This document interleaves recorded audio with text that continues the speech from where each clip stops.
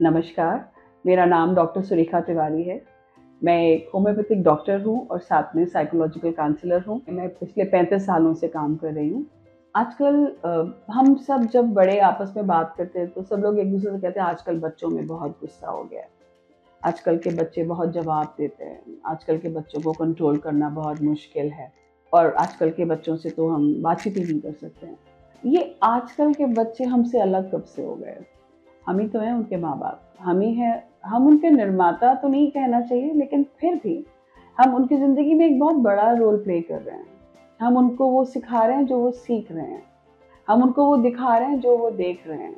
और उस देखने और सीखने के बीच में वो बन रहे हैं जो हमें आज लग रहा है कि ये हमारा बनाया हुआ नहीं है। ऐसा तो नहीं हो सकता। तो मेरे ख्याल इस सवाल का जवाब कि क्या बच्चों में एंगर गलत है या सही है, उसका जवाब हमको अपने अंदर पहले ढूँढना चाहिए कि क्या हम ऐसा कुछ कर रहे हैं जिससे बच्चे को लगता है कि गुस्सा करना, सड़क के बीच में लेट जाना, ज़ोर-ज़ोर से चिल्लाना, बहुत तेज़ी से बात करना, ये सब चीज़ें चलेंगी? उसके लिए सबसे पहला कदम जो कि मेरे ख्याल बड़ों को उठाना चाहिए, वो है कि जब बच्चे को गुस्सा आ रहा हो, उस समय आपको अपने ऊपर भरपूर कंट्रोल रखना होगा।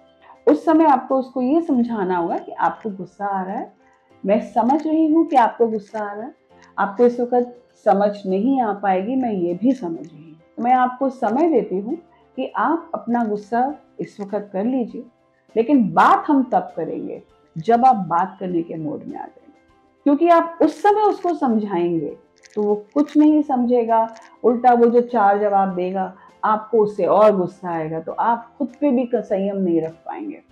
इसके लिए बहुत ज़रूरी है एक नो मैन्स लैंड क्रिएट करना, एक ऐसी ज़मीन जो किसी को बिलॉन्ग नहीं करती। कि आपको गुस्सा आ रहा है, हम समझते हैं, आपको जगह दी जा रही है, आप आराम से उस गुस्से से अपने आप को प्रबंध और मैं आपके साथ हूँ। मैं कहीं नहीं जा रही हूँ, मैं यहीं हूँ, मैं आपसे बात करने के लिए राज़ी हूँ, लेकिन बेटा आराम से बात करो। तो जिन बच्चों को इस तरह से सँभाल लिया जाता है, वो आगे जाकर भी समझते हैं कि गुस्सा आना स्वाभाविक है, क्योंकि गुस्सा किसी और के किसी एक्शन की वजह से मेरे अंदर पैदा होने वाला एक रिएक्शन है, उससे ज़्यादा कुछ नहीं। आप खाली बैठे दीवार ताकते तो गुस्सा करते नहीं हैं, अगर वो भी कर रहे हैं तो भी कोई याद होगी जो कि पुरानी आई थी, जिसकी वजह से गुस्सा आया था। तो अगर रिस्पॉन्स किसी दूसरे के एक्शन से है, उसका एक्शन मैं नहीं बदल सकती, लेकिन उसके साथ जो मेरे अंदर रिएक्शन पैदा हो रहा है, उसको पहचान सकती हूँ और उसको पहचान के उसको मोड़ सकती हूँ। लेकिन इतना सारा कुछ कर पाने के लिए समझना ज़रूरी है। हर एक झगड़े के साथ रिश्ते खराब हो सकते हैं। तो सबसे पहली चीज़ और जो बच्चे जिनको बचपन में सुनने नहीं होता है या जिन बच्चों को जिनकी सुनवाई नहीं होती है, समझाना नहीं होता है, जब ऐसे लोग बड़े हो जाते हैं तो ये अपने अंदर इतना गुस्सा, इतना आक्रोश लेके पैदा होते हैं कि उस वक़्त वो खुद उस गुस्से का शिकार होते हैं।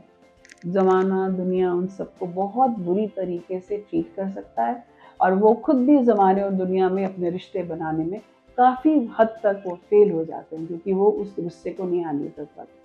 तो जैसे आप एज़ पेरेंट्स उनके न्यूट्रिशन का ख़्याल रखते हैं, उनके एजुकेशन का ख़्याल रखते हैं, उनकी इमोशनल हेल्थ का भी ख़्याल रखें, उनसे बात करें।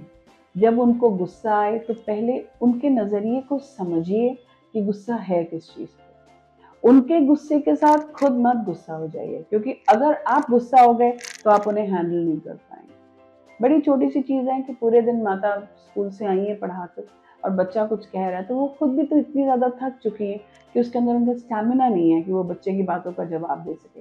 तो कहना सीखिए कि इस समय नहीं, थोड़ी देर बाद बात करेंगे।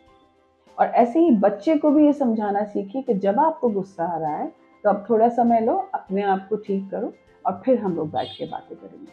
और जिस वक़्त आप समझाने लगेंगे, तो आपको समझ आएगा कि कुछ हद तक शायद उनका गुस्सा जायज़ होगा, शायद आपके पास कुछ ऐसा होगा जिससे वो शांत होंगे। लेकिन गुस्से से बच्चे को हैंडल करने पे बच्चे सुधरते नहीं हैं, उल्टा आपका रिश्ता बिगड़ जाता है। ख्याल रखिए इस चीज़ का।